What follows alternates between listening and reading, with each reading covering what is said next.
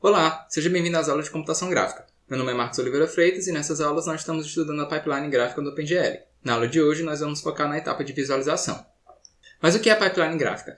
A pipeline gráfica é o processo de transformação de objetos que estão no mundo tridimensional para uma imagem bidimensional. Nós estamos seguindo a pipeline fixa do OpenGL, que começa com a modelagem, depois parte para a etapa de visualização, que é o tema da aula de hoje, depois para a projeção e divisão de perspectiva, clipping, rasterização e colorização. A etapa de visualização é a conversão de um cenário em coordenadas de mundo para coordenadas de câmera. Então, precisamos definir o modelo computacional de câmera, que segue o modelo computacional de uma câmera analógica que se baseia no olho humano. No olho humano, raios de luz entram pela íris e estimulam células presentes na retina, que fica na parte posterior do olho. A câmera analógica segue o mesmo princípio e pode ser pensada como uma caixa que tem um orifício em um de seus lados. A luz entra pelo orifício e atinge o filme que está no plano posterior da caixa. A gente pode ver que um raio que parte da posição acima do orifício atinge o plano posterior abaixo dele, então a imagem criada fica de cabeça para baixo. No modelo computacional de câmera, vamos simular isso colocando um plano à frente do que seria o orifício da câmera analógica. Assim, os objetos que são projetados nesse plano aparecem na mesma orientação em que foram definidos. Então, nosso modelo computacional de câmera tem um ponto, um centro de projeção, para onde todos os raios de luz convergem, e um plano localizado na frente desse centro, que é onde a imagem será gerada a partir da interseção com os raios de luz. Só que a etapa de visualização é a transformação dos objetos que estão em coordenadas de mundo para coordenadas de câmera, para facilitar a etapa de projeção que será estudada na aula que vem. Nós sabemos como é uma matriz de mudança de base, e sabemos que precisamos da localização da outra base, o ponto Q, e de três vetores unitários e ortogonais, I, J e K. Esse ponto Q e esses três vetores vão formar uma base local, a base da câmera, e eles têm que ser definidos em coordenadas globais ou coordenadas de mundo.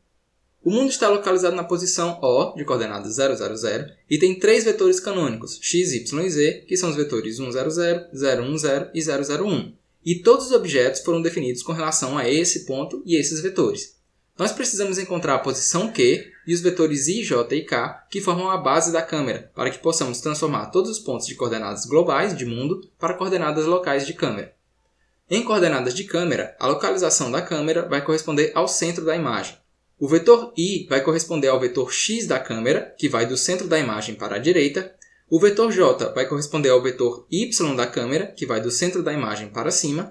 E o vetor K vai corresponder ao vetor Z da câmera, que é um vetor que sai da imagem, que sai da tela do computador na direção do nosso olho humano. Mas dar essa base tridimensional é complicado, então nós precisamos descobrir ela a partir de certas informações que facilitam a interação com o programador e com o usuário, que são a posição da câmera, o ponto para onde a câmera está olhando e um vetor que vai indicar uma direção para cima do plano de projeção. Essas informações são representadas em OpenGL por essa posição XYZ da câmera ou do olho, XYZ do ponto para onde a câmera está apontando e esse vetor que sugere a direção para cima do plano de projeção. Essa direção para cima não precisa necessariamente ser perpendicular a esse vetor que vai da câmera para onde a câmera está apontando, por isso ela só sugere a direção para cima. Nós vamos chamar essas informações de Q, a posição da câmera, de L, para onde a câmera aponta, e de UP, a direção para cima. Se nós mudarmos a posição Q da câmera, a imagem formada vai se alterar. Se nós mudarmos a posição para onde a câmera aponta, a imagem vai se alterar. E se nós mudarmos a direção para cima da câmera, a imagem formada também vai se alterar. Cada alteração dessa significa uma matriz de mudança de base diferente, aplicada aos pontos dos polígonos. Felizmente, encontrar a posição Q e os vetores I, J e K da base local da câmera é relativamente fácil. Primeiro, a posição Q é uma das informações dadas. Para encontrarmos o vetor K, nós encontramos o vetor que vai da posição L para a posição Q, fazendo a subtração Q menos L e normalizamos esse vetor. Para encontrar o vetor I, nós fazemos o produto vetorial do vetor UP com o vetor K e normalizamos esse vetor. E finalmente, para encontrar o vetor J, nós fazemos o produto vetorial do vetor K com o vetor I. A gente não precisa calcular o vetor unitário porque como K e I já são unitários, J também vai ser unitário. Nós não podemos pegar diretamente o vetor UP porque pode ser muito difícil o programador ou o usuário especificar um vetor que seja perpendicular ao plano dos vetores I e K. Então a ideia é que ele dê um vetor indicativo dessa direção superior, que não precisa nem ser unitário, e nós encontramos o vetor J com essas contas. De posse dessas informações, a posição Q e os vetores I, J e K, nós podemos montar a matriz de mudança de base e aplicar os pontos do polígono que está passando pela pipeline. Essa matriz de mudança de base, chamada de matriz de visualização, tem que ser a última a ser aplicada depois de todas as matrizes envolvidas na etapa de modelagem, e, portanto, ela deve ser a primeira a aparecer na pilha de multiplicação. A multiplicação da matriz de visualização com as matrizes de modelagem é chamada de matriz de Model View no OpenGL.